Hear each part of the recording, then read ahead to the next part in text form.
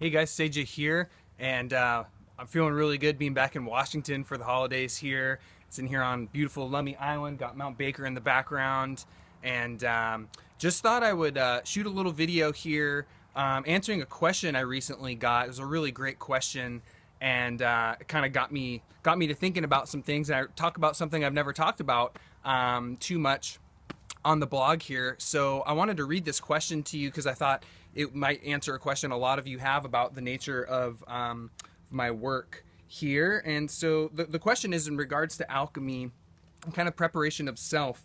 And my friend here says, when it comes to alchemy, there is one part, however, I am still waiting to see how you will approach it. Maybe it's too risky with so many different people. The prayer of preparation of self. I have found quite a few of the great alchemists, and even though those are wonderful and correct, they don't click. You know how when you know that this is it. I have come up with plenty myself, but in the end, not really. I feel this is an important part. Religious orientation is really irrelevant, but the alignment of self with divinity and the all is possibly the most important energetic in this work, since so much of our self goes into it by proximity and handling alone. Hence, we have to get ourself into the desirable state. Often, I don't even work on things until the state is correct, but at the same time, other influences could be more desirable. It is complicated toss of priorities. What is your approach here would be of interest to me, especially in Spagyrics. Ideally, we have in the end the plant spirit in its most powerful pure form. Even intentions or expectations, well meant as they might be, do not belong in there, nor the trace of irritation that might creep up for whatever reason, or energy of random wandering thoughts. And yes, I feel this all leaves fingerprints on the work, as sure as the print on the glass as we touch it, however briefly. That comes from my friend there, Suzanne Hall. Thank you so much for the question, Suzanne. I really appreciate the question, and it brings up a really huge aspect of my own personal approach to working with plants on their own, but also my approach to the whole alchemical workings, the whole spagyric method.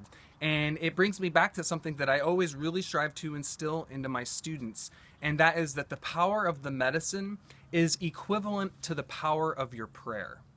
Right? That the power of the medicine is equivalent to the power of your prayer. And to me, prayer isn't just something that we say out loud. Prayer is more a state of being. So I like to think of it not as something that we do, like we don't do prayer, but prayer is a state of being that we embody. It's kind of a mode of perception. It's a way of moving through life, right? Being prayerful and embodying a state of prayerfulness. And so to me, that is the most important aspect of working with plants, right? That we have this direct connection to the spirit of the plant, that we have an awareness of our own state of mind, our own emotions, right? That we're not,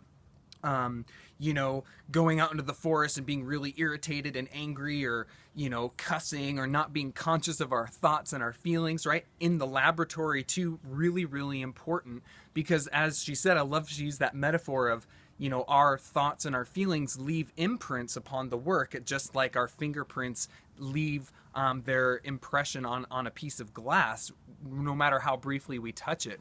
And so there's a couple layers of this that I wanted to talk about. The first is when we're actually working with the plants, when we're harvesting the plants, right? That there's always a couple things that I think are very important to keep in mind when we're working with a medicinal herb. The first is having reverence and respect and honor, right?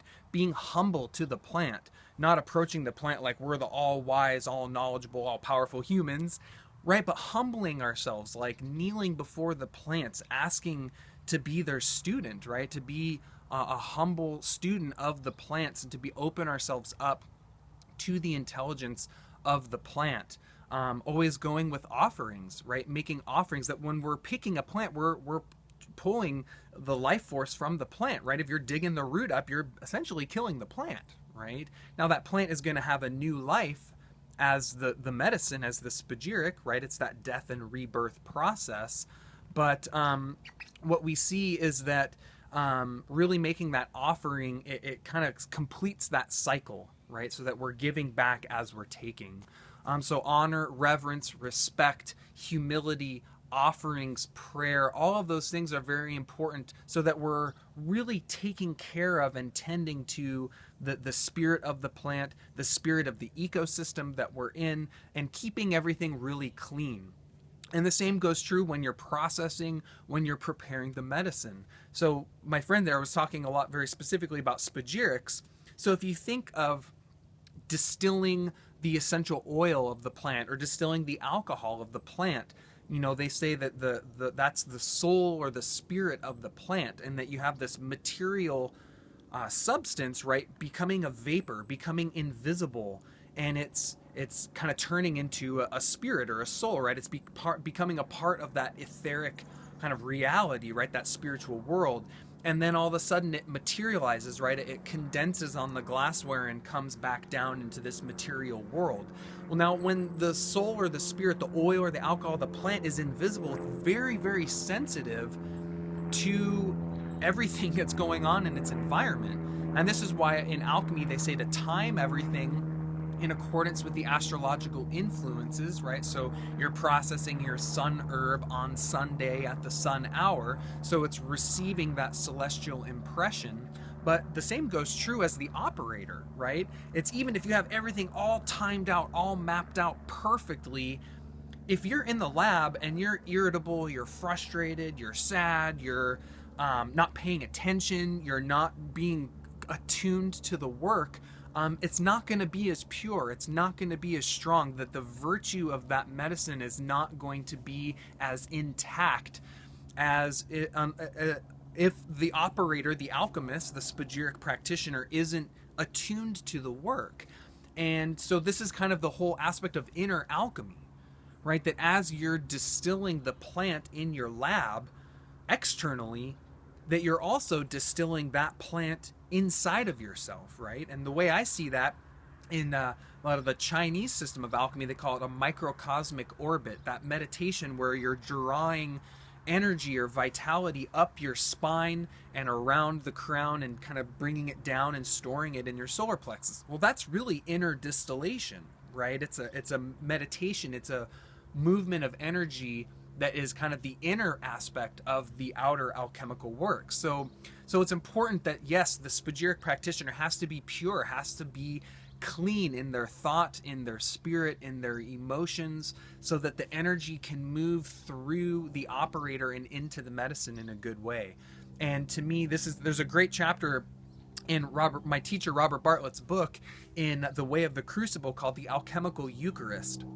And in that chapter, he talks about really the operator, the alchemist, has to be a hollow vessel. They have to be a channel for, the way I see it, for it to be an open channel for the spirit of that plant to move through, for the spirit of that planet, that celestial energy that we're grounding and anchoring into the work, a channel for the element that rules that plant to go into the work, so that the forces of the universe literally are being moved through the operator and being infused into the work.